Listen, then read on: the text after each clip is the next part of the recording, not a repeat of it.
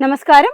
ഭാരതത്തിന്റെ മണ്ണിൽ ഹിന്ദു വിശ്വാസങ്ങളെയും ക്ഷേത്രങ്ങളെയും തകർക്കാൻ നടന്ന ആസൂത്രിത നീക്കങ്ങളുടെ കറുത്ത ചരിത്രം ഇന്നും അവസാനിക്കുന്നില്ല എന്നതിന്റെ തെളിവാണ് തമിഴ്നാട്ടിലെ മധുരയിൽ നിന്നും വരുന്നത്. 300 വർഷത്തിലധികം പഴക്കമുള്ള പുരാതനമായ വിനായകർ കറുപ്പണ്ണ സ്വാമി ക്ഷേത്രം അവിടെ നിന്നും മാറ്റി സ്ഥാപിക്കണമെന്ന ഇസ്ലാമിസ്റ്റുകളുടെ വിചിത്രമായ ആവശ്യത്തിന് മുന്നിൽ തമിഴ് മണ്ണ് പകച്ചു നിൽക്കുകയാണ്. മധുര ജില്ലയിലെ പെരയൂർ താലൂക്കിലെ തുമ്മനായക്കൻപട്ടി എന്ന ഗ്രാമത്തിൽ 3 നൂറ്റാണ്ടുകളായി വിശ്വാസികൾ ആരാധിച്ചു വരുന്നതാണ് ഈ ക്ഷേത്രം. ഏകദേശം 2 ഏക്കർ 40 സെന്റ് വരുന്ന ഈ ക്ഷേത്രഭൂമി പാരമ്പര്യ ട്രസ്റ്റുകളുടെയും ഹിന്ദുമത ചാരിറ്റബിൾ എൻഡോൺമെന്റ് വകുപ്പിന്റെയും പൂർണ്ണ നിയന്ത്രണത്തിലാണ്. നിയമപരമായി 1 ഇഞ്ച് ഭൂമിയിൽ പോലും തർക്കമില്ല. എന്നാൽ ജീർണാവസ്ഥയിലുള്ള ഈ ക്ഷേത്രം പുനരുദ്ധരിക്കാൻ നാട്ടുകാർ തീരുമാനിച്ചതോടെയാണ് ഇസ്ലാമിസ്റ്റ് ഗ്രൂപ്പുകൾ വിഷപ്പല്ലുകൾ പുറത്തെടുത്തത്. ഏകദേശം 100 വർഷങ്ങൾക്ക് മുമ്പ് ക്ഷേത്രത്തിന് സമീപം നിർമ്മിക്കപ്പെട്ട ഒരു മസ്ജിദിന്റെ പേര് പറഞ്ഞാണ് ഇപ്പോൾ ഈ കടന്നുകയറ്റം. 300 വർഷത്തെ പാരമ്പര്യമുള്ള ക്ഷേത്രത്തിന് സമീപം പിന്നീട് വന്നവർ ഇപ്പോൾ ആ ക്ഷേത്രത്തിന്റെ നിലനിൽപ്പിനെ തന്നെ ചോദ്യം ചെയ്യുന്നു. ക്ഷേത്രം പുതുക്കിപ്പണിയാൻ അനുവദിക്കില്ലെന്നും അത് ഗ്രാമത്തിന്റെ മറ്റൊരു ഭാഗത്തേക്ക് മാറ്റണമെന്നുമാണ് ഇവരുടെ ആവശ്യം. സ്വന്തം മണ്ണിൽ ആരാധന നടത്താൻ പോലും ഭക്തരെ അനുവദിക്കില്ലെന്ന ഈ അധിനിവേശ നിലപാട് അത്യന്തം ഗൗരവകരമാണ്.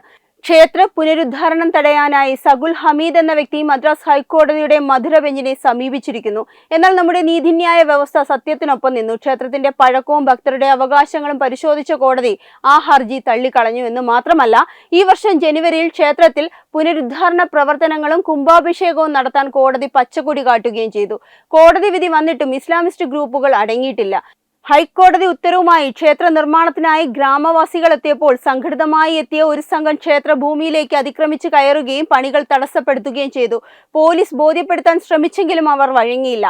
ഇത് ഭാരതീയ പൈതൃകത്തിന് നേരെ കാലാകാലങ്ങളായി നടന്നുവരുന്ന കടന്നുകയറ്റങ്ങളുടെ പുതിയ രൂപമാണ്. അയോധ്യയിൽ നമ്മൾ കണ്ടത് നീതിയുടെ വിജയമായിരുന്നെങ്കിൽ മധുരയിലെ ഈ വിനായക ക്ഷേത്രത്തിന് വേണ്ടിയുള്ള പോരാട്ടം നമ്മുടെ ഓരോരുത്തരുടെയും അഭിമാനത്തിന്റെ പ്രശ്നമാണ്.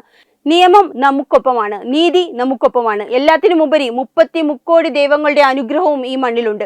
ഇസ്ലാമിസ്റ്റ് അജണ്ടകൾക്ക് മുന്നിൽ മുട്ടുമടക്കി സ്വന്തം ദൈവത്തെ പടിയിറക്കാൻ വിശ്വാസികൾ തയ്യാറല്ല.